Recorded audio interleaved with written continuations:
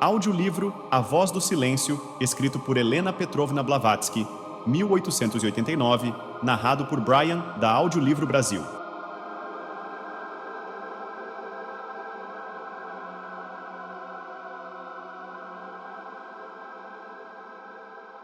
Prefácio. As seguintes páginas são extraídas do Livro dos Preceitos de Ouro, uma das obras estudadas pelos eruditos do misticismo no Oriente. Seu conhecimento é fundamental naquela escola cujos ensinamentos são amplamente aceitos por muitos teosofistas. Portanto, como estou familiarizado com muitos desses preceitos, traduzi-los foi uma tarefa fácil para mim. É amplamente reconhecido que na Índia, os métodos de desenvolvimento psíquico variam entre os gurus, professores ou mestres, não apenas devido à sua afiliação a diferentes escolas filosóficas, das quais existem 6, mas também porque cada guru possui seu próprio sistema, frequentemente mantido cuidadosamente em segredo. Entretanto, para além dos Himalaias, não há diferenças significativas nos métodos das escolas esotéricas, a menos que o guru seja meramente um lama, com pouco conhecimento além daqueles a quem ele ensina. A obra da qual extraímos os trechos que traduzi faz parte da mesma série que originou as estrofes do livro de Dzyan, base para a doutrina secreta. Juntamente com o texto místico conhecido como Paramartha, o qual, de acordo com a lenda de Nagarjuna, foi ditado ao grande Alhá, pelos Nagas, ou serpentes, nome dado aos antigos iniciados, o livro dos preceitos de ouro invoca uma origem similar. Suas máximas e conceitos, embora nobres e originais, são frequentemente encontrados em formas diversas em obras sânscritas, como o Jnaneshvari, um magnífico tratado místico, no qual Krishna descreve a Arjuna, com cores vibrantes, o estado de um yogi plenamente iluminado, e também em certos Upanishads. Isso é natural, visto que quase todos, se não todos, os maiores alyats, os primeiros seguidores de Gautama Buda, eram hindus e arianos, não mongóis, especialmente aqueles que emigraram para o Tibete.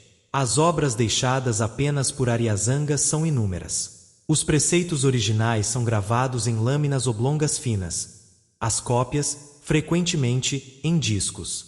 Esses discos ou placas são geralmente mantidos nos altares dos templos associados aos centros onde as chamadas escolas contemplativas ou Mahayana, Yogacharya, estão estabelecidas. Eles são escritos de várias maneiras, às vezes em tibetano, mas principalmente em ideogramas.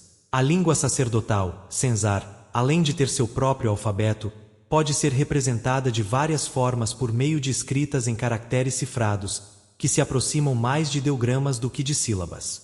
Um outro método, Lug, em tibetano, envolve o uso de números e cores, cada um correspondendo a uma letra do alfabeto tibetano, 30 letras simples e 74 compostas, formando assim um alfabeto criptográfico completo. Quando os ideogramas são empregados, há uma maneira específica de ler o texto, pois, nesse caso, os símbolos e sinais usados na astrologia, os 12 animais do zodíaco e as 7 cores primárias, cada uma com 3 matizes, claro, primário e escuro, representam as 33 letras do alfabeto simples, formando palavras e orações. Neste método, os 12 animais, 5 vezes repetidos e combinados com os 5 elementos e as 7 cores, compõem um alfabeto completo de 70 letras sagradas e 12 signos. Um símbolo colocado no início de um parágrafo indica se o leitor deve interpretar segundo o modo indiano, em que cada palavra é uma adaptação sânscrita, ou segundo o princípio chinês de ler os ideogramas. Entretanto, o método mais acessível é aquele que não exige do leitor o domínio de qualquer língua especial, visto que os sinais e símbolos, assim como os números arábicos, eram de domínio comum e internacional entre os místicos iniciados e seus seguidores. Essa mesma característica é compartilhada por uma das formas chinesas de escrita, que pode ser lida com igual facilidade por qualquer pessoa familiarizada com os caracteres. Por exemplo, um japonês pode compreendê-la em sua língua tão prontamente quanto um chinês na sua. O Livro dos Preceitos Áureos, alguns dos quais remontam a períodos pré-budistas, enquanto outros pertencem a épocas posteriores, contém cerca de 90 pequenos tratados distintos, dos quais, há muitos anos, aprendi de cor 39. Para traduzir os demais, teria que recorrer a notas dispersas entre uma série de papéis e anotações, representando um estudo de 20 anos, nunca organizado de maneira sistemática, o que tornaria a tarefa bastante desafiadora. Além disso, nem todos poderiam ser traduzidos e apresentados a um mundo demasiadamente egoísta e preso aos objetos dos sentidos, para poder receber, com a devida disposição espiritual, uma moral tão elevada. Pois, a menos que alguém se dedique persistentemente ao cultivo do autoconhecimento, jamais poderá com boa vontade ouvir conselhos dessa natureza. E, no entanto, essa moral permeia volumes e volumes da literatura oriental, especialmente nos Upanishads. Mata todo desejo de viver, diz Krishna a Arjuna. Esse desejo reside apenas no corpo, o veículo do ser encarnado, e não na própria individualidade, que é eterna, indestrutível, que não mata nem é mortal. Mata a sensação, ensina o Sutta Nipata. Observa da mesma maneira o prazer e a dor, o ganho e a perda, a vitória e a derrota. E ainda busca refúgio apenas no eterno. Destrua o sentido de existência separada, repete Krishna de diversas maneiras. O espírito, Manas, que segue os sentidos errantes, torna a alma, Buddhi, tão inerte quanto um barco que o vento arrasta sobre as águas. Bhagavad Gita, 2, 67. Por isso, julgou-se melhor fazer uma seleção criteriosa apenas entre aqueles tratados que mais serviriam aos poucos verdadeiros místicos presentes na sociedade teosófica, e que com certeza atenderiam às suas necessidades. Somente esses compreenderiam as palavras de Krishna Christus, a personalidade superior. Sábios, não choreis nem pelos vivos nem pelos mortos.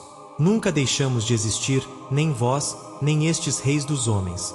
Nem no futuro qualquer um de nós deixará de existir. Bhagavad Gita, 2, 11 a 12.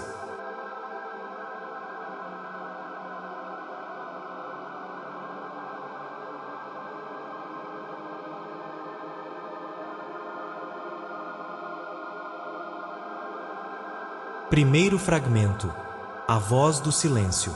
Estas instruções são para aqueles que não conhecem os perigos dos Idi inferiores. Aquele que deseja ouvir a voz do nada, o som sem som, e compreendê-la, terá que aprender sobre a natureza do dharana. Ao tornar-se indiferente aos objetos da percepção, o estudante deve buscar o rasa dos sentidos, o gerador de pensamentos, aquele que desperta a ilusão. A mente é a grande assassina da realidade. Que o discípulo elimine esse assassino, pois quando a sua própria forma parece irreal para si mesmo, assim como todas as formas que vê em sonhos ao despertar, ele poderá discernir o som interior que suprime o exterior. Somente então ele deixará para trás a região do asa, o falso, para adentrar o reino do sati, o verdadeiro. Antes que a alma possa enxergar, é necessária a harmonia interior, e os olhos físicos devem ser privados de toda ilusão. Antes que a alma possa ouvir, o indivíduo deve tornar-se surdo tanto aos rugidos quanto aos sussurros, aos gritos de fúria dos elefantes e ao murmúrio prateado do pirilampo dourado. Antes que a alma possa compreender e recordar, ela deve primeiro unir-se ao falador silencioso, assim como a forma que é dada ao barro se une ao espírito do escultor. Pois então a alma ouvirá e recordará. E então, para o ouvido interno, falará a voz do silêncio e dirá: se a tua alma sorri, ao banhar-se no sol da tua vida, se a tua alma canta dentro da crisálida de carne e matéria, se a tua alma chora dentro do castelo de ilusão, se a tua alma luta para romper o fio de prata que a conecta ao mestre, sabe, ó discípulo, que a tua alma está presa à terra. Quando a tua alma se entrega ao tumulto do mundo, quando responde ao clamoroso eco da grande ilusão, quando se entristece ao ver as lágrimas quentes da dor, quando é ensurdecida pelos gemidos da angústia, quando se recolhe, como a tartaruga tímida, dentro da concha da personalidade, sabe, ó discípulo, que a tua alma é um santuário indigno para o seu Deus silencioso. Quando, fortalecida, a tua alma emerge do seu refúgio seguro. Quando, deixando o santuário protetor, estende o seu fio de prata e avança. Quando, contemplando a sua imagem nas ondas do espaço, murmura: isto sou eu, declara, ó discípulo, que a tua alma está aprisionada nas teias da ilusão. Esta terra, ó discípulo ignorante, é a câmara da tristeza, onde, pelo caminho das duras provações, existem armadilhas para prender o teu eu na ilusão, chamada a grande heresia. Esta terra não é senão a melancólica entrada para aquele crepúsculo que precede o vale da verdadeira luz, essa luz que nenhum vento pode extinguir, que arde sem óleo nem pavio. Diz a grande lei: para te tornares conhecedor da personalidade total, deves primeiro conhecer a personalidade. Para alcançares o conhecimento dessa personalidade, deves abandonar a personalidade ao não ser, e então poderás repousar entre as asas da grande ave.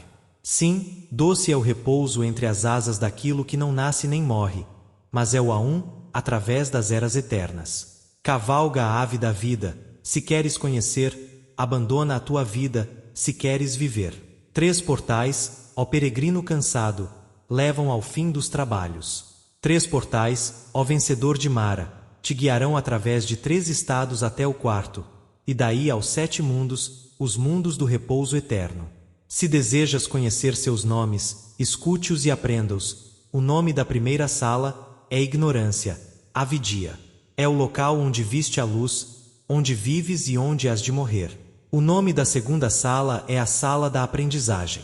Nela, tua alma encontrará as flores da vida, porém debaixo de cada flor há uma serpente enrolada. O nome da terceira sala é sabedoria, além da qual se estende o mar sem praias de Akshara, a fonte indestrutível da onisciência. Se queres atravessar com segurança a primeira sala, que o teu espírito não seja consumido pelos fogos da luxúria que ali ardem sob a luz do sol da vida. Se queres atravessar com segurança a segunda, não te detenhas para aspirar o perfume de suas flores embriagantes. Se queres libertar-te das amarras kármicas, não procures teu guru nessas regiões ilusórias de Maya. Os sábios não se demoram nas regiões de prazer dos sentidos. Os sábios não se deixam seduzir pelas vozes musicais da ilusão. Busca aquele que te guiará até a sala da sabedoria, o lugar além, onde todas as sombras são desconhecidas e onde a luz da verdade brilha como uma glória eterna. Aquilo que é incriado está dentro de ti, discípulo, assim como está naquela sala. Se desejas possuí-lo e unir as duas coisas, tens de despir-te das tuas vestes negras de ilusão. Silencia a voz da carne, não permitas que qualquer imagem do sentido se interponha entre sua luz e a tua, para que assim possam se fundir em uma só. E, tendo aprendido a tua jnana, deixa para trás a sala da aprendizagem.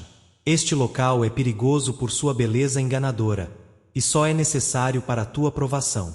Cautela, Lanu, que tua alma não se embriague com o brilho ilusório, e se enrede em sua luz enganadora. Esta luz brilha na joia do grande enganador, Mara, ela fascina os sentidos, cega o espírito e deixa o descuidado naufragar sozinho. A borboleta atraída para a chama da tua lâmpada noturna está condenada a perecer no azeite. A alma incauta, que não pode enfrentar o demônio zombeteiro da ilusão, retornará ao mundo escravo de Mara. Observa as hostes das almas, contempla como pairam sobre o mar tempestuoso da vida humana e como, exaustas, sangrando, com asas quebradas, caem, uma após outra, nas ondas revoltas. Golpeadas pelos ventos ferozes, perseguidas pelas tormentas, são arrastadas para os abismos e desaparecem no primeiro grande redemoinho que encontram. Se, após passar pela sala da sabedoria, desejas alcançar o vale da felicidade, fecha, discípulo, teus sentidos à grande e cruel heresia da separação, que te afasta dos outros. Que aquilo que em ti é de origem divina não se separe, mergulhando no mar de Maya, do Pai Universal, a alma, mas que o poder de fogo se recolha para a câmara interior, o coração, o domicílio da Mãe do Mundo. Então, desse coração, esse poder ascenderá até a 6ª região, a região média, ao lugar entre teus olhos, quando respiras a respiração da alma única, a voz que preenche tudo, a voz do seu mestre. Somente então poderás tornar-te um que anda nos céus, que pisa os ventos sobre as ondas, cujo passo não toca nas águas. Antes de colocar o pé no degrau superior da escada dos sons místicos, deves ouvir de 7 maneiras a voz do teu Deus interior. A primeira é como o suave canto do rouxinol, despedindo-se de sua companheira com uma canção de adeus. A segunda vem como o som de um símbolo de prata dos Dhyanis, despertando as estrelas cintilantes. A terceira é como o melodioso lamento de um espírito oceânico aprisionado em sua concha. E então segue-se o cântico da Vina. A quinta, como o som de uma flauta de bambu, ecoa em seus ouvidos. Transforma-se então em um clamor de trombeta. A última vibra como o som abafado de uma nuvem de tempestade. A sétima absorve todos os outros sons, que desaparecem e não são mais ouvidos. Quando os 6 estão mortos e colocados aos pés do mestre, então o aluno se entrega ao único, tornando-se ele mesmo esse único e vivendo nele. Antes de entrar nesse caminho, é necessário destruir seu corpo lunar e purificar seu corpo mental e coração.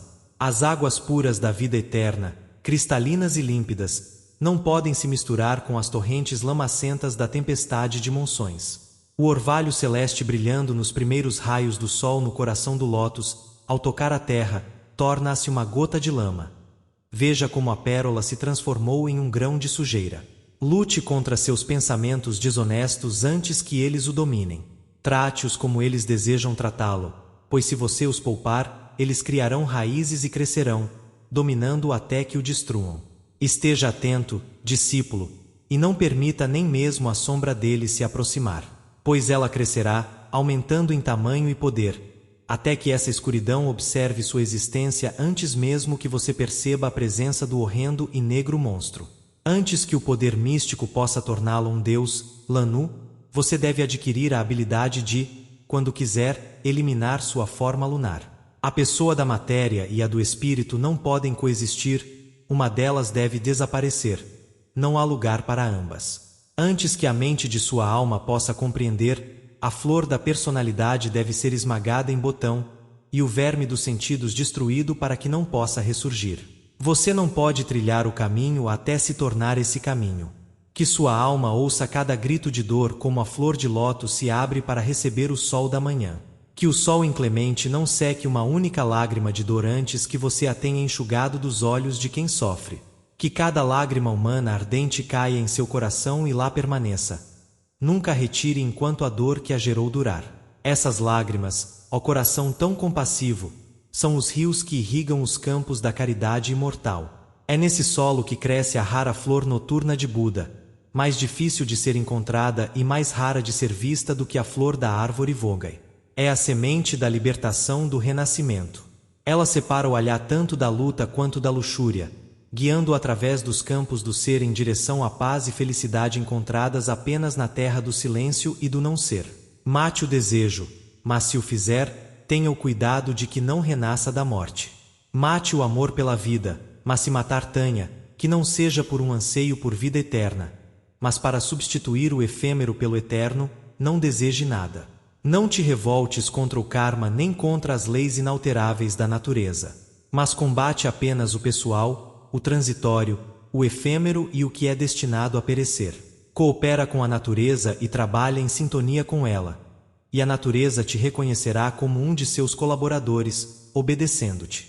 Ela abrirá amplamente diante de ti as portas de seus recônditos mais secretos, revelando a ti os tesouros ocultos nas profundezas de seu seio virgem. Imaculada pela mão da matéria, ela desvela seus segredos apenas aos olhos do espírito, os olhos que nunca se cerram, os olhos para os quais não há véu em nenhuma de suas dimensões. Então ela te mostrará o caminho e a senda, desde a primeira porta até a sétima, e além dela, onde resplandecem glórias indizíveis, banhadas pelo sol do espírito, visíveis apenas ao olhar da alma. Existe apenas uma via para o caminho. Somente quando alcançares o fim poderás ouvir a voz do silêncio. A escada que o candidato ascende é constituída por degraus de sofrimento e dor. Estes só podem ser superados pela voz da virtude. Ai de ti, então, discípulo, se ainda guardas um único vício, pois a escada cederá sob teus pés e te fará cair.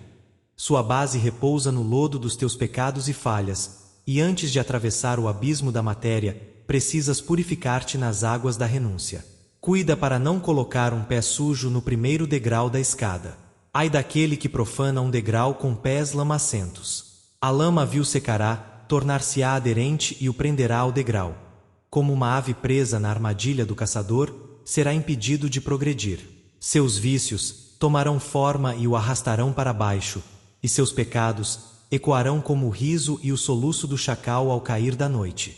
Seus pensamentos se converterão em um exército que o conduzirá como um escravo cativo. Domina teus desejos, Lanu. Torna teus vícios impotentes antes de dar o primeiro passo na jornada solene. Silencia teus pecados, torna-os mudos para sempre, antes de iniciar a subida. Domina teus pensamentos e concentra toda a tua atenção em teu mestre, que ainda não vês, mas sentes. Unifica todos os teus sentidos para te protegeres do inimigo. Somente por meio desse sentido oculto no vácuo de tua mente, o caminho estreito que conduz a teu mestre poderá ser revelado aos olhos vacilantes de tua alma. Longa e árdua é a jornada que tens pela frente, ó discípulo. Um único pensamento sobre o passado que deixaste para trás te arrastará para baixo, e terás que recomeçar a ascensão. Elimina em ti todas as recordações de experiências passadas. Não olhes para trás, ou estarás perdido. Não creias que a luxúria possa ser morta se for satisfeita ou saciada, pois isso é uma abominação inspirada por Mara. Alimentando o vício, ele se expande e se fortalece, como o verme que se nutre no coração da flor. A rosa deve voltar a ser um botão, brotando de seu talo paterno, antes que o parasita corroa seu cerne e beba a seiva de sua vida. A árvore dourada floresce como joia antes que seu tronco seja corroído pela tormenta. O aprendiz deve retornar ao estado de inocência perdida antes que o primeiro som possa tocar seus ouvidos. A luz do único mestre, a eterna luz dourada do Espírito, irradia seus brilhantes raios sobre o discípulo desde o início. Seus raios atravessam as densas e pesadas nuvens da matéria, iluminando aqui e ali, como os raios do sol que penetram as espessas folhagens da floresta. Mas, ó discípulo, a menos que o corpo esteja passivo, a mente lúcida, a alma firme e pura como um diamante cintilante, o esplendor não alcançará a câmara interior, sua luz solar não aquecerá o coração, nem os sons místicos das alturas acásticas chegarão aos ouvidos, por mais atentos que estejam no estágio inicial. A menos que ouças, não poderás ver. A menos que vejas, não poderás ouvir. Ouvir e ver constituem o segundo estágio. Quando o discípulo vê e ouve, cheira e saboreia com os olhos fechados, os ouvidos tapados, o nariz e a boca vedados. Quando os 4 sentidos se fundem e estão prontos para se tornarem o quinto, o do tato interior, então ele avança para o 4º estágio. E no 5º, ó conquistador de pensamentos, todos eles devem ser novamente eliminados até que não possam mais ressuscitar. Retira tua mente de todos os objetos externos, de todas as visões externas. Suprime as imagens internas para que não lancem uma sombra sobre a luz da tua alma. Estás agora em Dharana, o 6º estágio. Quando alcançares o 7º, ó bem-aventurado, não mais verás os 3 sagrados, pois tu mesmo te tornaste esses 3. Tu e a mente, como gêmeos na linha, com a estrela que te guia brilhando acima, nas alturas. Os 3, que habitam na glória e na felicidade indescritíveis, agora perderam seus nomes no mundo de Maia, tornando-se uma única estrela, o fogo que arde sem consumir, o fogo que é o substrato da chama. E isto, ó praticante de sucesso, é o que os homens chamam Dhyana, o verdadeiro precursor do Samadhi. Agora, tua personalidade se dissolve na personalidade, tu te fundes com aquela personalidade de onde inicialmente irradiaste. Onde está a tua individualidade, Lanu? Onde está o próprio Lanu? É a faísca perdida no fogo, a gota no oceano, o raio de luz que se torna o todo e o brilho eterno. E agora, Lanu, tu és o agente e a testemunha, o que irradia e a irradiação, a luz no som e o som na luz. Conheces, ó abençoado, os 5 obstáculos. Tu és o seu vencedor, o mestre do 6º, libertador dos 4 caminhos da verdade. A luz que os ilumina emana de ti, tu que foste discípulo, mas agora és mestre. E desses caminhos da verdade, não alcançaste o conhecimento de toda a dor, primeira verdade? Não derrotaste o rei dos maras em Tsi, na porta da reunião, segunda verdade? Não eliminaste o pecado à terceira porta, alcançando a terceira verdade? Não adentraste em tal, o caminho que conduz ao conhecimento, a 4ª verdade? E agora, descansa sob a árvore de Bodhi, que é a perfeição de todo o conhecimento, porque, sabes, és possuidor de Samadhi, o estado da visão infalível. Vê, tornaste-te a luz, tornaste-te o som, és o teu mestre e o teu Deus. Tu próprio és o objeto da tua busca. A voz sem falha, que ressoa através de eternidades, isenta de mudança, isenta de pecado, os 7 sons em um, A voz do silêncio, Om Tat Sat.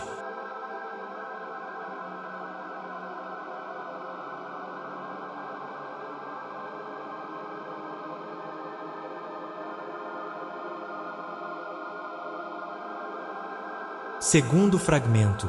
Os dois caminhos e agora. Ó Mestre da compaixão, ensina o caminho aos outros homens. Olha, todos aqueles que, batendo a porta para serem admitidos, esperam na ignorância e na escuridão ver abrir-se a porta da suave lei. A voz dos aspirantes. Não irás tu, Mestre da tua própria misericórdia, revelar a doutrina do coração?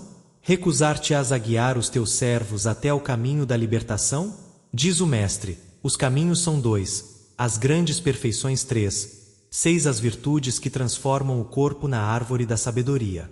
Quem se aproximará delas? Quem primeiro entrará nelas? Quem primeiro ouvirá a doutrina dos 2 caminhos em um, a verdade sem véu sobre o coração secreto? A lei que, rejeitando o aprendizado, ensina a sabedoria, revela uma história de dor. Ai de nós, que todos os homens possuam a laia, sejam um com a grande alma, e que, possuindo-a, a laia sirva tão pouco.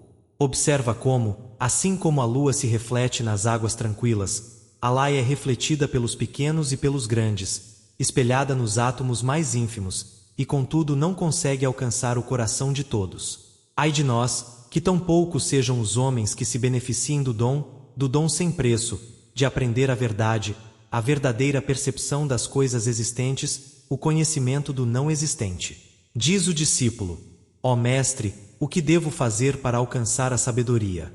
Ó sábio, o que devo fazer para alcançar a perfeição? Busca os caminhos. Mas, ó Lanu, sê puro de coração antes de iniciar tua jornada. Antes de dar o primeiro passo, aprende a distinguir o real do falso, o transitório do eterno. Aprende sobretudo a distinguir a ciência da cabeça da sabedoria da alma, a doutrina dos olhos da doutrina do coração. Sim, a ignorância é como uma vasilha fechada, privada de ar. A alma é uma ave aprisionada dentro dela. Não pode cantar, nem mexer uma pena. Apenas jaz em torpor, sufocada pela falta de ar. No entanto, mesmo a ignorância é preferível à ciência desprovida da sabedoria da alma para iluminar e guiar. As sementes da sabedoria não podem germinar e florescer em um ambiente sem ar. Para que o espírito possa viver e absorver experiências, ele necessita de espaço, profundidade e direção fornecida pela alma de diamante. Não busques esses direcionamentos no reino de Maya. Eleva-te além das ilusões, busca o eterno e imutável Sati, desconfiando das falsas sugestões da fantasia. Pois a mente é como um espelho. Enquanto reflete, também se cobre de pó. Ela requer que as brisas suaves da sabedoria da alma limpe o pó das nossas ilusões. Busca, ó principiante, a união da tua mente e da tua alma. Afasta-te da ignorância e das ilusões. Volta-te das decepções do mundo. Desconfia dos teus sentidos, pois eles podem enganar. Contudo, dentro do teu corpo, o receptáculo das tuas sensações, busca, no impessoal, pelo homem eterno, e tendo-o encontrado, olha para dentro, pois tu és Buda. Rejeita o aplauso, ó crente, pois ele conduz à ilusão do ego. Teu corpo não é tua personalidade.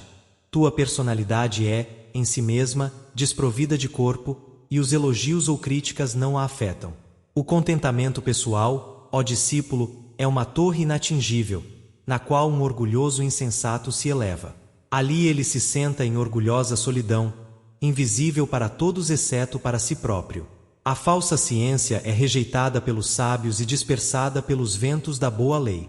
Sua roda gira para todos, tanto para os humildes quanto para os orgulhosos. A doutrina dos olhos é para a massa. A doutrina do coração é para os eleitos. Os primeiros proclamam, com orgulho: veja, eu sei. Os últimos, que humildemente colheram, confessam em voz baixa: assim ouvi. A grande joeira é o nome da doutrina do coração, ó discípulo. A roda da boa lei gira incessantemente, triturando noite e dia. Separa o joio do trigo dourado e a casca da farinha. A mão do karma guia a roda. Suas voltas marcam o pulsar do coração kármico. O verdadeiro conhecimento é a farinha. A falsa ciência é a casca. Se desejas comer do pão da sabedoria, deves amassar tua farinha com a água pura do Amrita.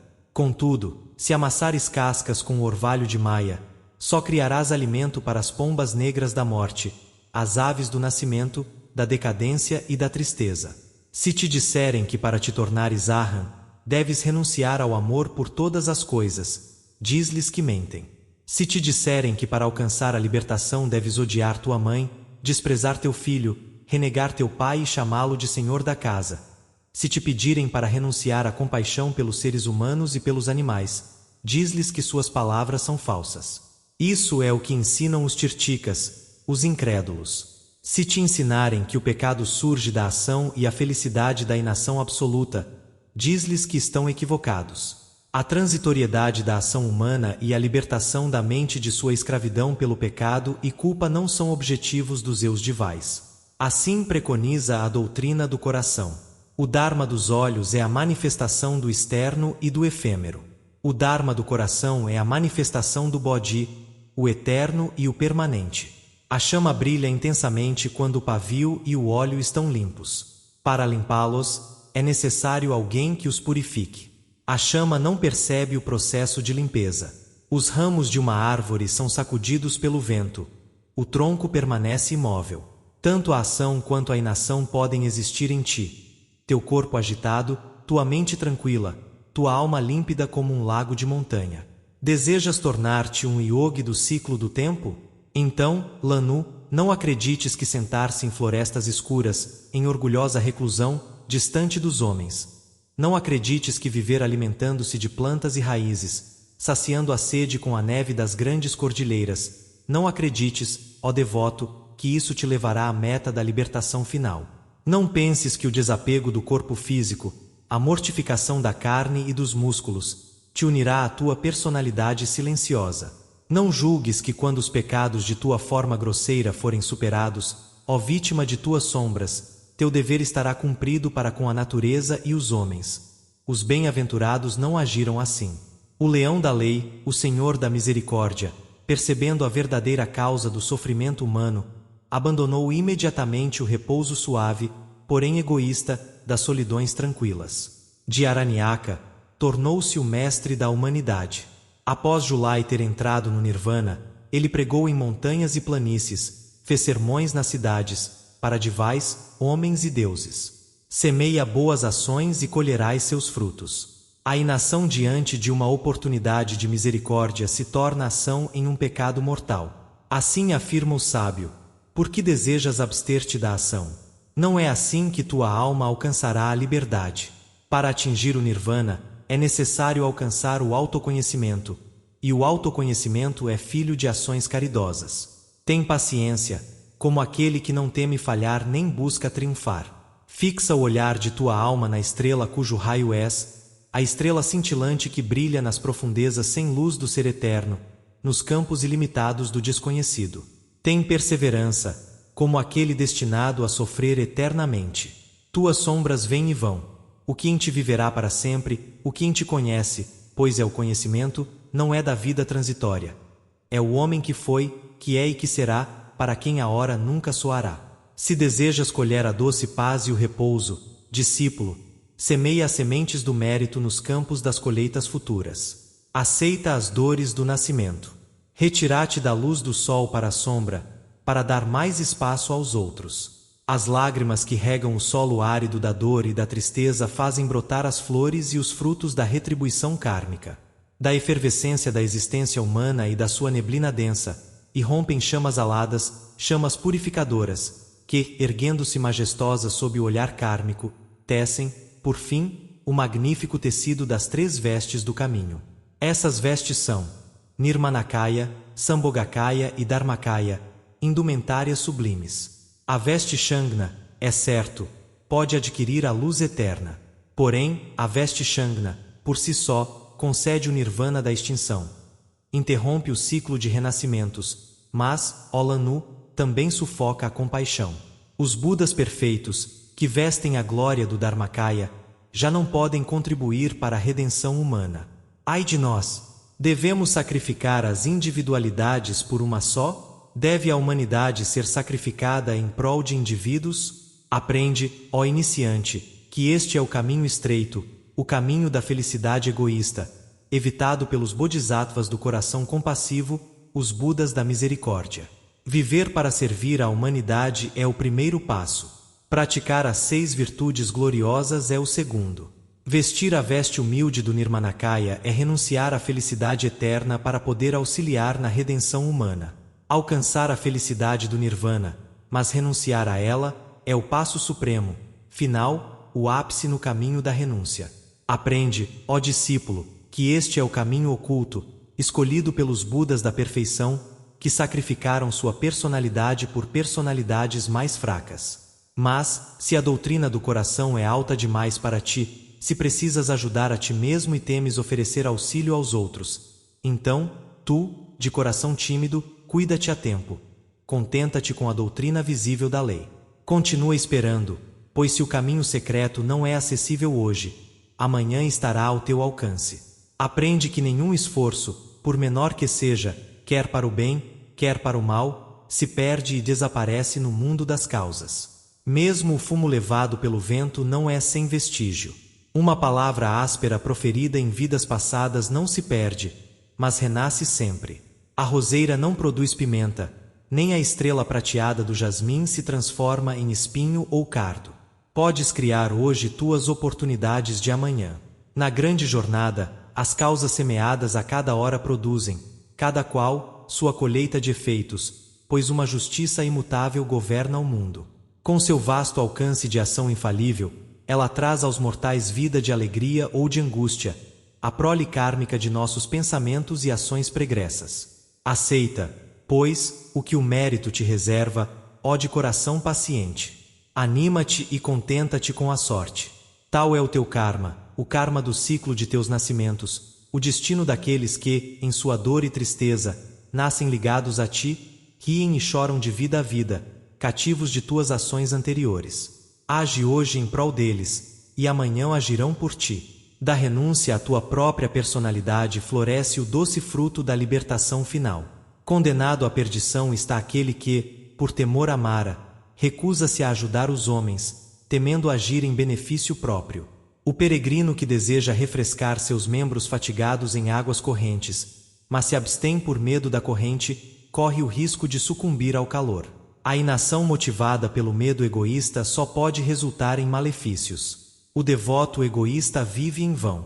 Inútil é aquele que não realiza na vida a obra para a qual nasceu. Segue a roda da vida.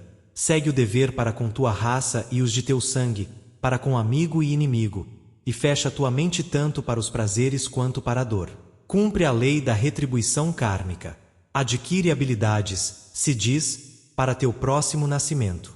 Se não podes ser o sol, sê então um modesto planeta. Sim, se não podes brilhar como o sol do meio-dia sobre o monte nevado da eterna pureza, então escolhe, ó noviço, um caminho mais modesto. Mostra o caminho, por mais vago que seja, e perdido entre a multidão, como a estrela da tarde para aqueles que caminham na escuridão.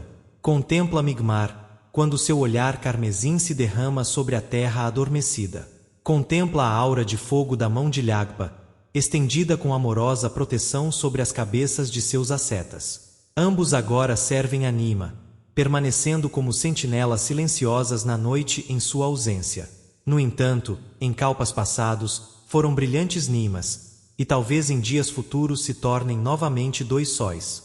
Tais são as descidas e ascensões da lei kármica na natureza.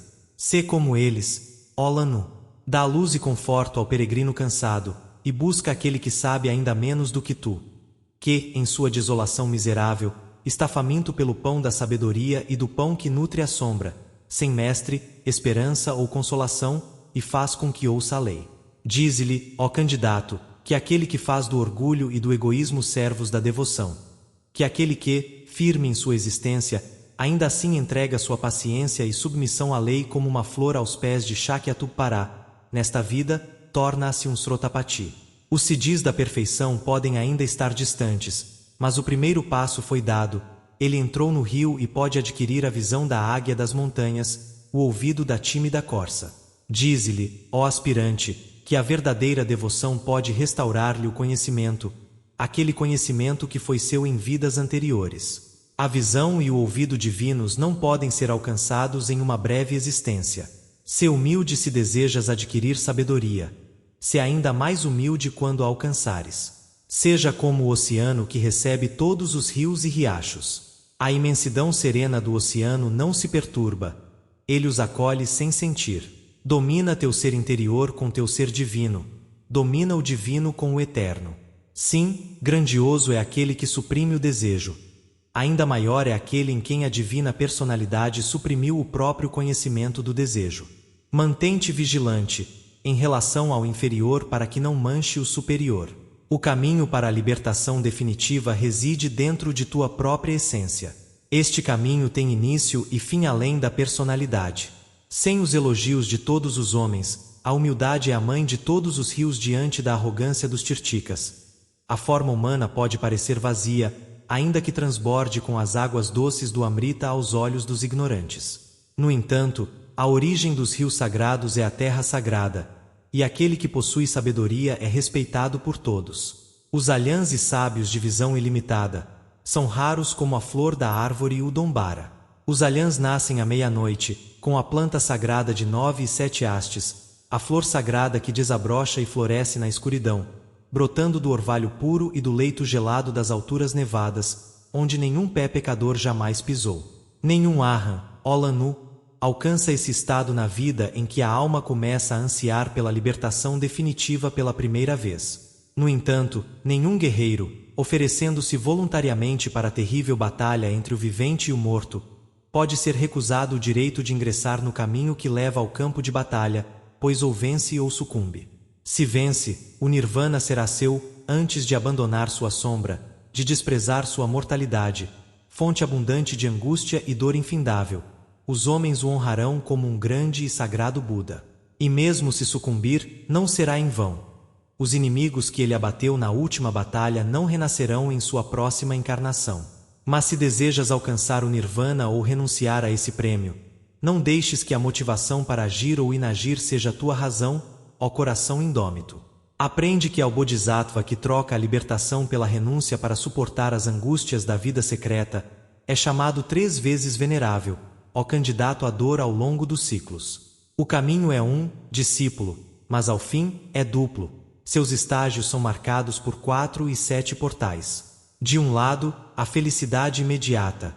Do outro, a felicidade renunciada. Ambas são recompensas do mérito. A escolha é tua. Um abarca os dois, o aberto e o secreto. O primeiro leva à meta, o segundo à autoimolação. Quando o permanente sacrifica o mutável, a recompensa é tua. A gota retorna ao lugar de onde veio. O caminho aberto conduz à mudança imutável, nirvana, o estado glorioso e absoluto além da concepção humana. Assim, o primeiro caminho é o da libertação. Porém, o segundo é o da renúncia. Por isso é chamado o caminho da dor. O caminho secreto conduz o Arhan a uma angústia mental indizível, dor pelos vivos que estão mortos, e vã compaixão pelos homens imersos na tristeza kármica. Os sábios não ousam deter o fruto do karma. Pois está escrito, ensina a evitar todas as causas. A maré do efeito, como a grande onda, deixará seguir o seu curso. O caminho aberto, ao alcançar seu fim, te conduzirá a rejeitar o corpo bodhisattvico e a adentrar o estado 3 vezes glorioso de Dharmakaya, o qual representa o eterno esquecimento dos homens e do mundo. A estrada secreta também leva a felicidade paranirvânica, mas ao término de incontáveis kalpas. São nirvanas alcançados e perdidos por uma compaixão ilimitada em relação ao mundo de mortais iludidos. No entanto, como dizem, o último será o maior. Samyak Sambuddha, o mestre da perfeição, renunciou à sua personalidade para a salvação do mundo, permanecendo no limiar do nirvana, o estado de pureza. Agora, tens conhecimento dos 2 caminhos. Chegará o momento em que terás que escolher, ó alma ansiosa, quando passares pelas 7 portas. Tua mente está clara, não estás mais preso a pensamentos ilusórios, pois adquiriste todo o conhecimento. Diante de ti está a verdade, desvelada e imponente. Ela diz: os frutos do descanso e da libertação pela personalidade são doces, mas ainda mais doces são os frutos do dever longo e árduo, da renúncia por amor aos outros, aos homens que sofrem. Aquele que se torna Pratyeka Buda, presta obediência apenas à sua personalidade. Por outro lado, o Bodhisattva, que renuncia à grande recompensa, mesmo tendo vencido a batalha e segurando o prêmio em mãos, em sua divina compaixão, exclama: por amor aos outros, abandono esta grande recompensa, realizando assim a renúncia maior. Ele se torna um salvador do mundo.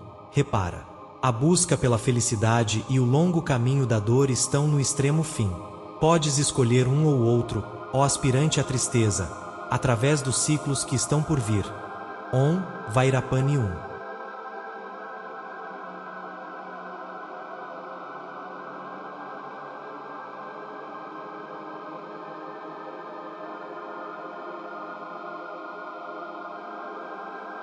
Terceiro fragmento. Das 7 portas Upadhyaya. A escola está feita, anseio pela sabedoria. Já rasgaste o véu que ocultava o caminho secreto e ensinaste o Jnana superior. Teu servo está aqui, pronto para ser guiado por ti. Está bem, Charavaka? Prepara-te, pois terás que seguir sozinho. O mestre pode apenas indicar a direção. O caminho é um para todos, mas o meio de alcançar a meta pode variar de peregrino para peregrino. Qual caminho escolherás, ó de coração indômito? Seguirás o Santam da doutrina dos olhos, o quádruplo dhyana, ou abrirás caminho através das paramitas, 6 nobres portas da virtude que conduzem a Bodhi e Prajna, o 7º passo da sabedoria? O árduo caminho do quádruplo dhyana serpenteia montanha acima. Aquele que alcança o píncaro altíssimo é verdadeiramente grande. As alturas de paramitas são atravessadas por um caminho ainda mais íngreme. Deves forçar teu caminho através de 7 portas, 7 fortalezas guardadas por paixões encarnadas e poderes cruéis. Anima-te, discípulo. Mantém sempre em mente o preceito áureo. Uma vez passada a porta Srotapati, aquele que entrou para o rio, cujo pé tocou o leito do rio nirvânico nesta vida ou em qualquer vida futura, tem diante de si apenas mais 7 nascimentos, ó homem de vontade firme, repara. O que contemplas diante de teus olhos, ó buscador da sabedoria divina? O manto da escuridão encobre a profundidade da matéria. Em suas dobras me debato. Aprofunda-se, Senhor, à medida que o observo. Um gesto de tua mão o desfaz. Uma sombra se move, arrastando-se como as ondulações sinuosas de uma serpente. Cresce, espalha-se e desaparece na escuridão. É a sombra de ti mesmo fora do caminho, caindo sobre a escuridão de teus pecados. Sim, Senhor, vejo o caminho. Seu início fincado no lodo, seu ápice perdido na luminosidade nirvânica gloriosa. E agora vejo os portais estreitando-se cada vez mais na difícil e espinhosa estrada para Jnana. Vês claramente, Lanu, esses portais conduzem o aspirante a atravessar o rio para outra margem. Cada portal possui uma chave de ouro que abre sua porta. E essas chaves são: 1. Dana, a chave da caridade e do amor imortal. 2. Shila, a chave da harmonia nas palavras e ações, a chave que equilibra a causa e o efeito, não deixando espaço para a ação kármica. 3. Kshanti, a paciência suave, que nada perturba. 4. Vairagya, a indiferença ao prazer e à dor, a ilusão vencida, apenas a verdade vista. 5. Viriya, a energia indomável que abre caminho para a verdade suprema, erguendo-se acima das mentiras terrenas. 6. Dhyana, cuja porta de ouro, uma vez aberta, leva o Naljor para o reino de Sati, o eterno, e para sua contemplação sem fim. 7. Prajna, cuja chave transforma um homem em Deus, criando-o como um Bodhisattva, filho dos Dhyanis. Tais são as chaves de ouro para esses portais. Antes que possas chegar ao último, ó tecelão de tua liberdade, deves possuir essas paramitas da perfeição, as virtudes transcendentais em número de 6 e 10, ao longo deste árduo caminho. Porque, ó discípulo, antes que estivesses pronto para encontrar teu mestre face a face, tua luz, Senhor, o que te foi dito? Antes que possas chegar à porta mais próxima, deves aprender a separar teu corpo de teu espírito e a viver no eterno. Para isso, deves viver e respirar em tudo, assim como tudo o que vês respira em ti. Sentir-te existindo em todas as coisas e todas as coisas em ti. Não permitirás que teus sentidos usem teu espírito como campo para seu recreio. Não separarás teu ser do ser e do restante, mas fundirás o oceano na gota de água e a gota de água no oceano. Assim, estarás em harmonia com tudo que vive.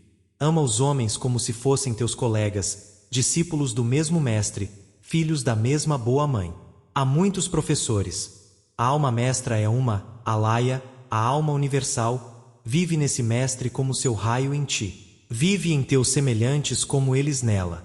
Antes que estejas no limiar do caminho, antes de atravessar a primeira porta, deves unir os dois em um e sacrificar o pessoal à personalidade impessoal, assim destruindo o caminho entre os dois, Antakarana.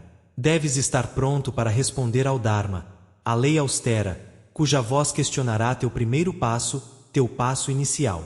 Obedeceste a todas as regras, ó de altas esperanças? Puseste teu coração e tua mente em sintonia com a grande mente e o grande coração de toda a humanidade?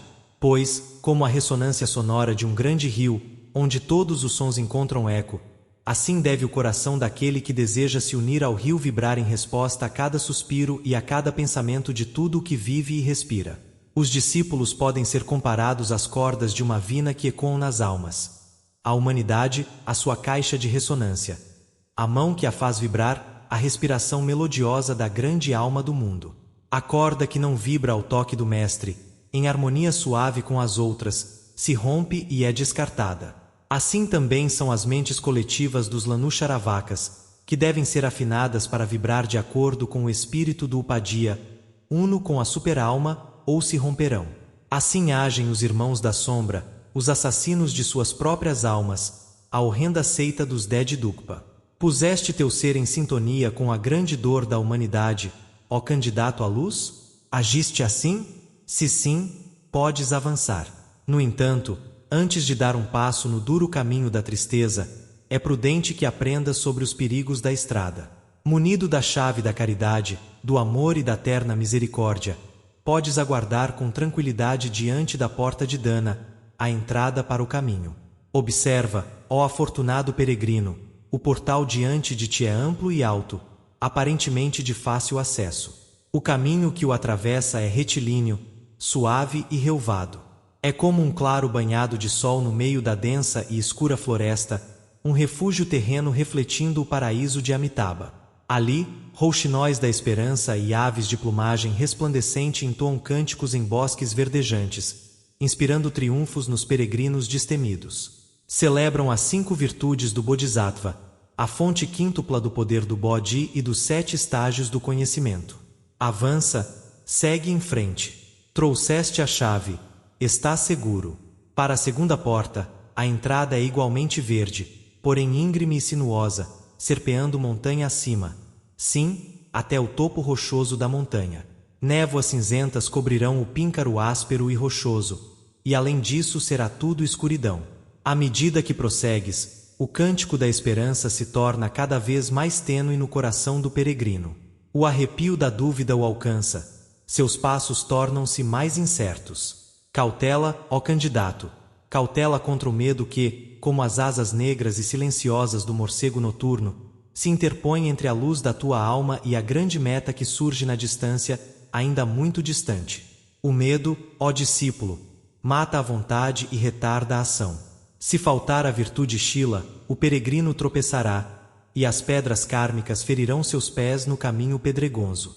Avança com firmeza, ó candidato.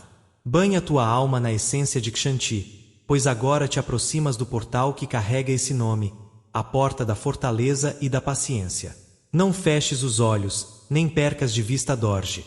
As setas de Mara sempre atingem aquele que não alcançou o Vairagya. Não temas, sob o sopro do medo, a chave de Kshanti enferruja. A chave enferrujada já não pode abrir. À medida que avanças, mais perigos cercarão teus passos. O caminho à frente é iluminado por uma chama, a audácia ardente no coração. Quanto mais ousares, mais alcançarás. Quanto mais temeres, mais a luz diminuirá, e somente ela pode te guiar. Pois como o último raio de sol no píncaro do monte é seguido pela escuridão quando se põe, assim é a luz do coração. Quando se apaga, uma sombra negra e ameaçadora cai do teu coração sobre o caminho, prendendo os teus pés ao chão. Cuidado, discípulo, com essa sombra letal. Nenhuma luz que brilhe do espírito pode dispersar a escuridão da alma inferior, a menos que todo pensamento egoísta tenha desaparecido e o peregrino declare: abdiquei deste corpo passageiro, destruí a causa. As sombras, meros efeitos, não podem subsistir mais. Pois agora ocorreu a última grande batalha, a guerra final entre o ser superior e inferior.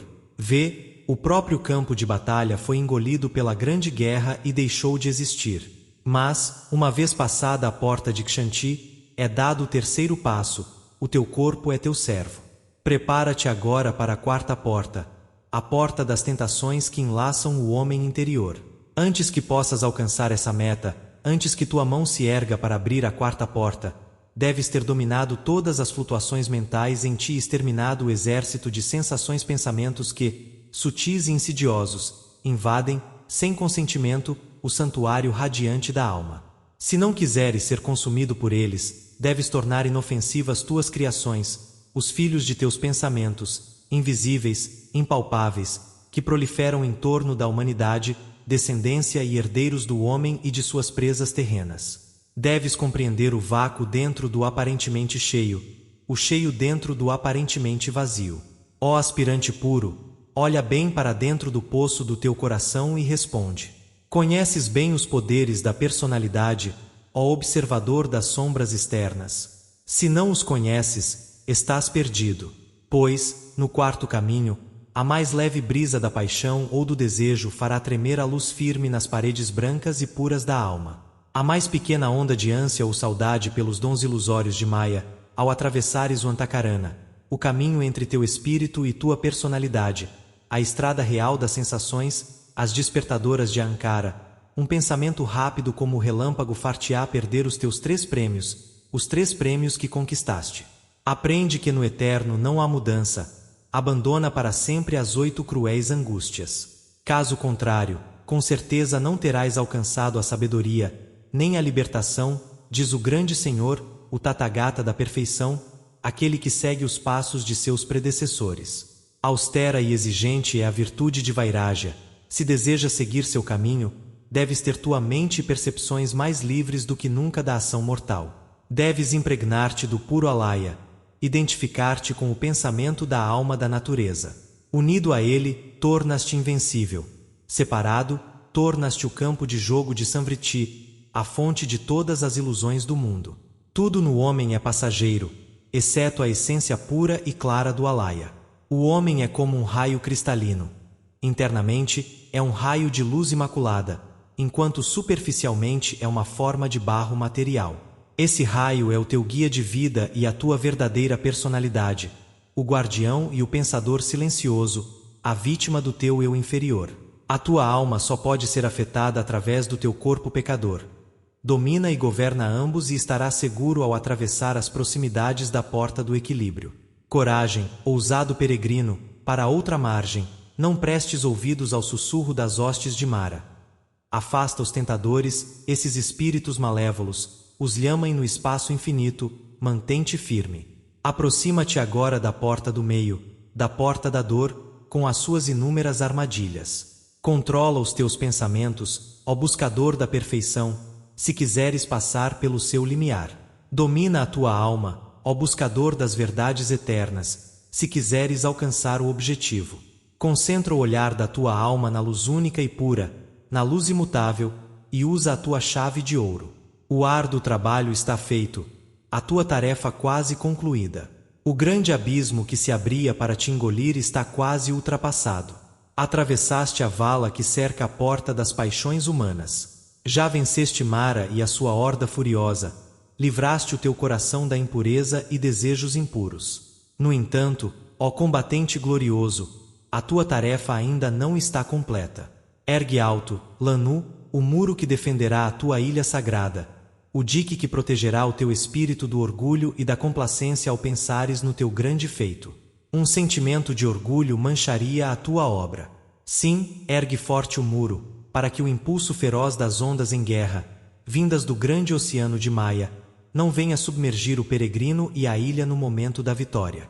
A tua ilha é como a corça, os teus pensamentos são como os galgos que cansam e perseguem o seu avanço até ao rio da vida.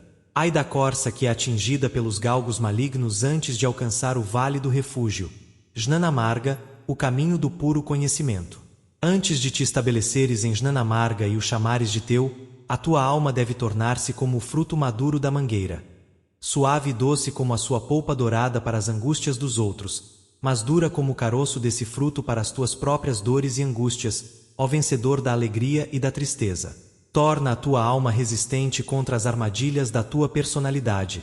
Faze com que ela mereça o nome de alma de diamante. Pois, assim como o diamante enterrado profundamente no coração vivo da terra não pode refletir as luzes terrenas, assim devem ser a tua mente e a tua alma. Imersas no Jnanamarga, não devem refletir nada do mundo ilusório de Maya. Quando alcançares esse estado, os portais que deves atravessar em teu caminho abrirão amplamente suas portas, permitindo que passes, e os poderes supremos da natureza não terão força para obstruir teu progresso. Serás mestre do caminho em 7 vias, mas somente então o serás, ó aspirante às provas indizíveis. Até lá, aguarda-te uma tarefa ainda mais árdua.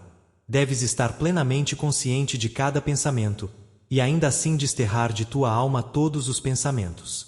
Deves alcançar a serenidade de espírito na qual nenhuma brisa, por mais forte que seja, possa introduzir um pensamento material. Purificado assim, o santuário deve ficar desprovido de toda ação, som ou luz terrena. Como a borboleta, congelada pelo frio, que cai morta no limiar, assim todos os pensamentos materiais devem perecer diante do tempo. Observa que está escrito: antes que a chama dourada possa brilhar com firmeza, a lâmpada deve ser mantida em um local livre de qualquer brisa.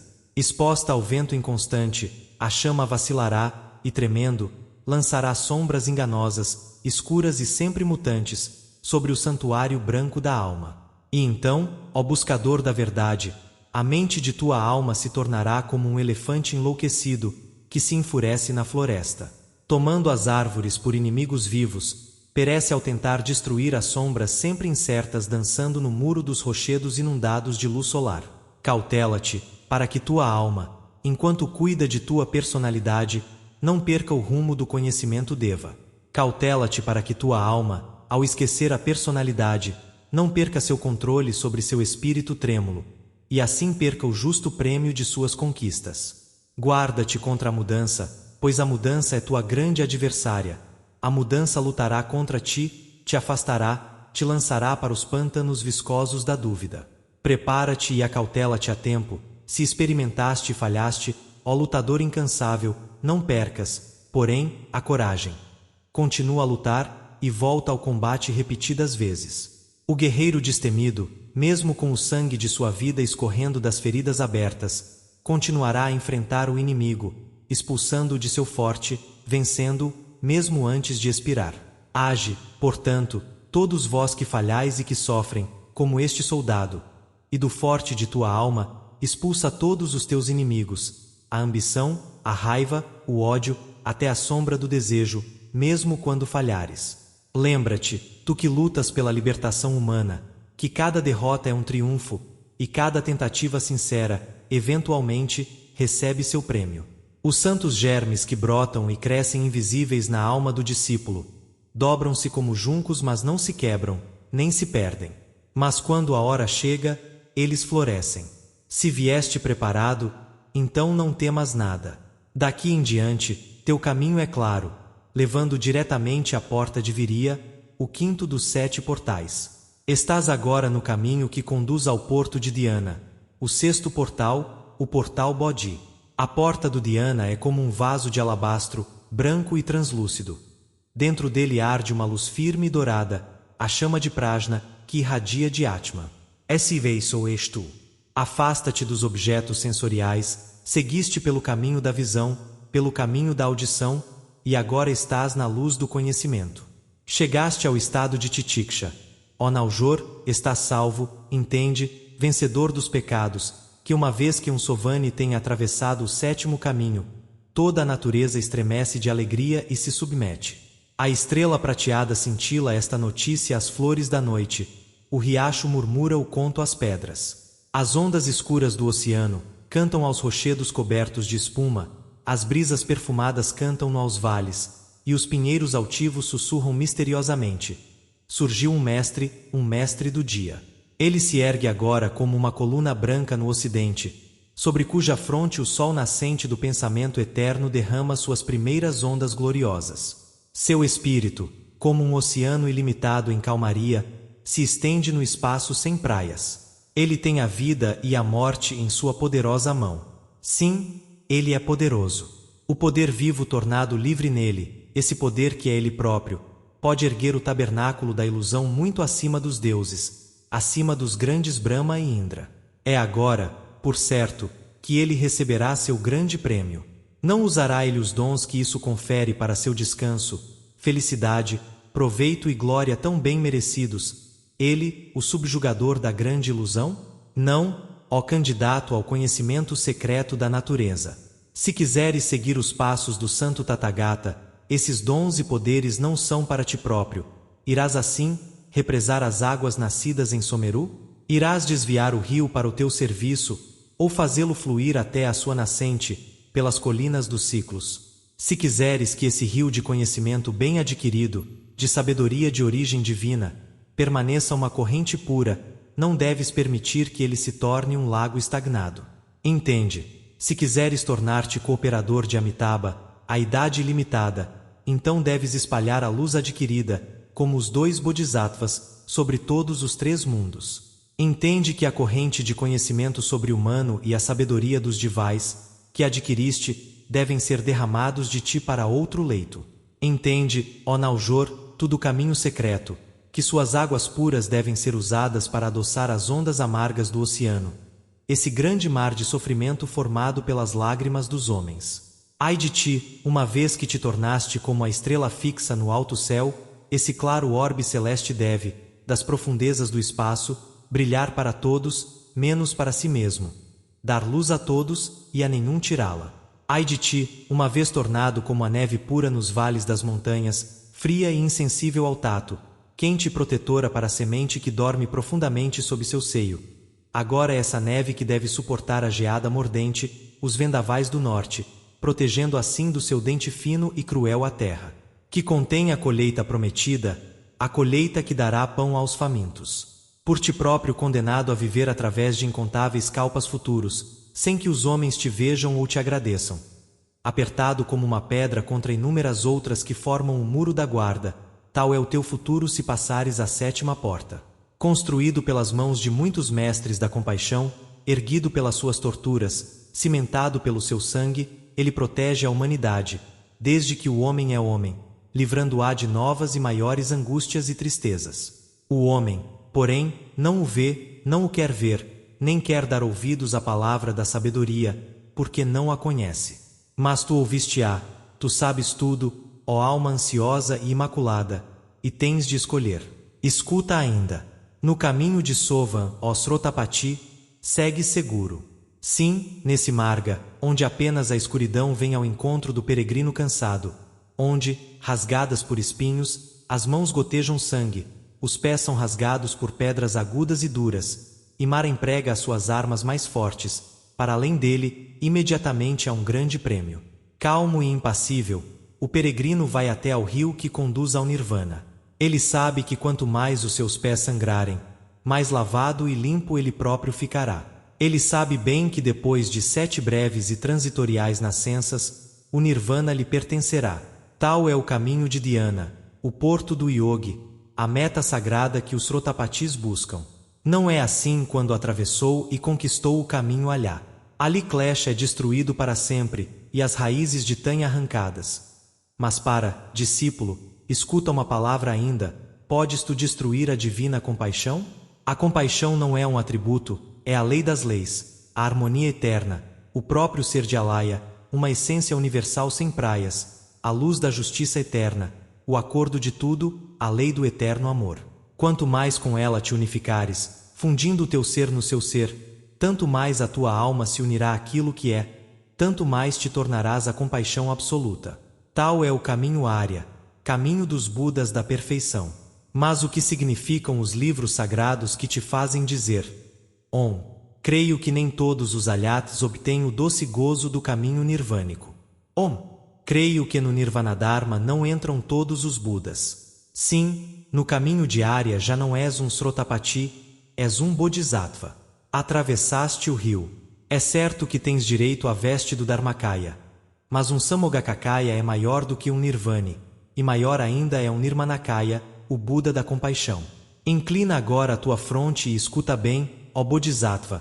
A compaixão fala e diz: pode haver felicidade quando tudo quanto vive tem de sofrer? Quererás salvar-te ouvindo todo o mundo chorar? Agora ouviste o que se disse: chegarás ao 7º degrau e atravessarás a porta do conhecimento final, mas apenas para tomares a dor por esposa. Se queres ser Tathagata, seguir os passos do teu predecessor, conservar-te altruísta até ao fim sem fim. Estás iluminado, escolhe o teu caminho. Olha a luz suave que inunda o céu oriental. Céu e terra unem-se em gestos de adoração. E dos poderes quadruplamente manifestados sobe um cântico de amor, tanto do fogo que brilha como da água que corre, da terra perfumada e do vento que passa. Escuta, do grande e insondável vórtice daquela luz dourada em que o vencedor se banha, toda a voz sem palavras da natureza se ergue para em 1000 tons proclamar: saúdo-vos, ó homens de Mialba. Um peregrino regressou da outra margem, nasceu um novo Arhan. Paz a todos os seres. Fim do livro.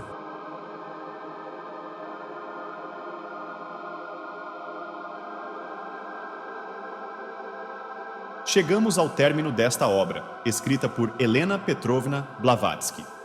Se você chegou até este ponto, certamente adquiriu um conhecimento enriquecedor, evoluindo para um patamar mais elevado.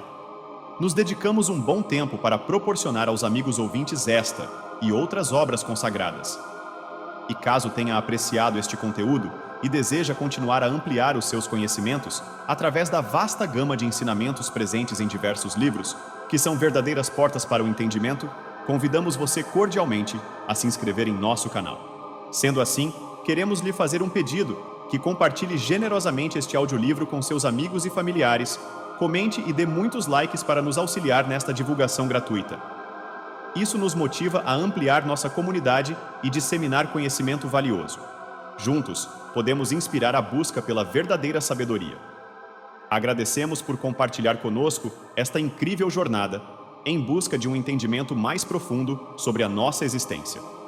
Audiolivro A Voz do Silêncio, escrito por Elena Petrovna Blavatsky, 1889, narrado por Brian, da Audiolivro Brasil.